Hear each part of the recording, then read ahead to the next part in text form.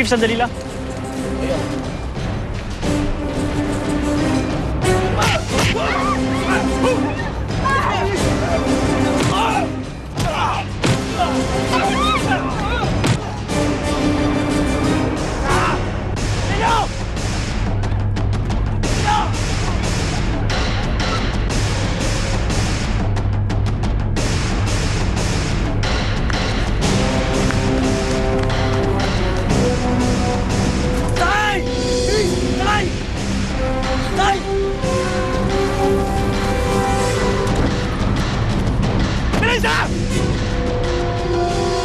Dahil sa katanganin niya hindi makakatakas yung mga yun Sundan na lang natin sa Maynila, Mayor. Oo, Mayor.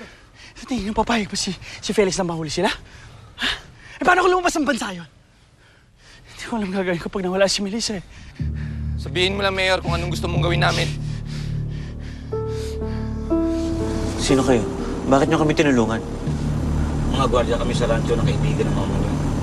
Humingi ko ng tulong ang mama niyo para sunduin namin kay Xavier. Naghihintay ang mama niyo malapit lamang muli sa lugar niyo. Hindi pa rin tayo pinabayaan ni Amorcita. Napakalaki na ng utulog ko sa inyo, Felix. Katapos sa lahat ng ginawa ko, tutulungan niyo pa rin ako. Huwag mo isipin yan, Melissa. Mahalaga makakabalik na tayo ng Maynila. Si Eva.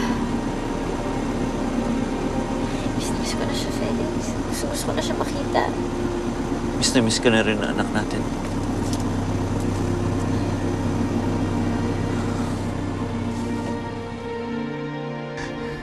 Kailangan makabalik si Melissa sa akin.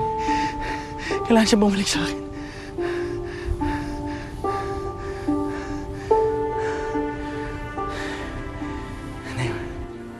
Isip pa akong paraan.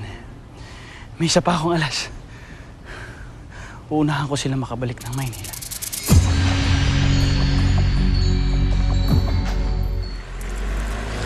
Felix.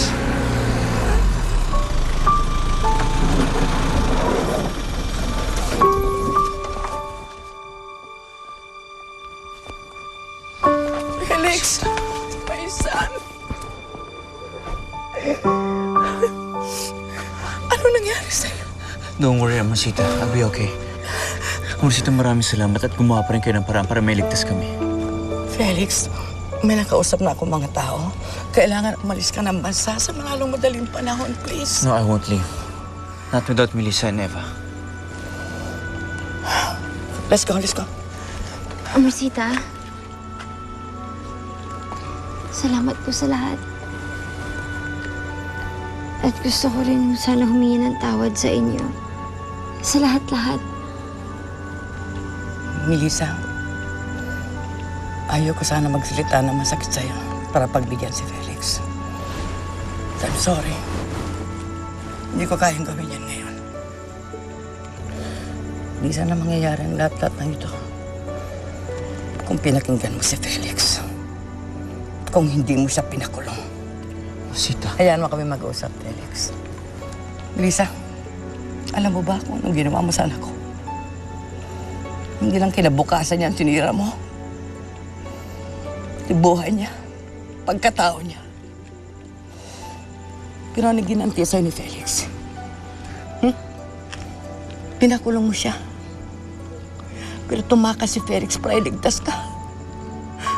Kapakanan mo pa rin ang iniisip niya. Alam ko naman ho yun, Amorcita. Aminado naman ho ako sa lahat ng kasalanan ko Kung kaya ko lang ho ibalik yung lahat, hindi ko to hahayaang mangyari. But it's too late. Nanganganib ang buhay ni Felix. Hindi lang sa mga kamay ni Roberto, kundi pati sa mga pulis. Melissa, sana alam mo kung gaano kakamahal ng anak ko. Sana alam mo yan. Gusto kitang sisihin ang lahat-lahat. Gusto ko mag-aalit sa'yo, pero hindi ko magawa. Dahil alam ko na sa kabila ng lahat, ikaw pa rin ang kaligtayan ni Felix.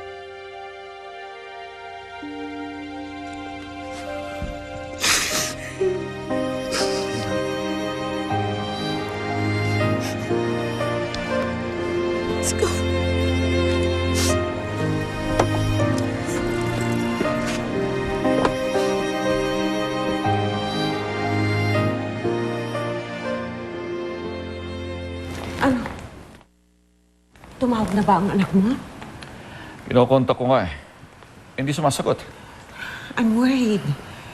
Baka mamaya maunahan pa siya ni Felix.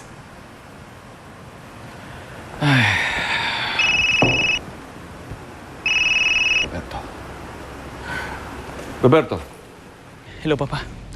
I need your help. I did what you asked me to do. Nakikipagtulungan na ako sa mga pulisya para hanapin si Felix. May mas mabilis akong paraan.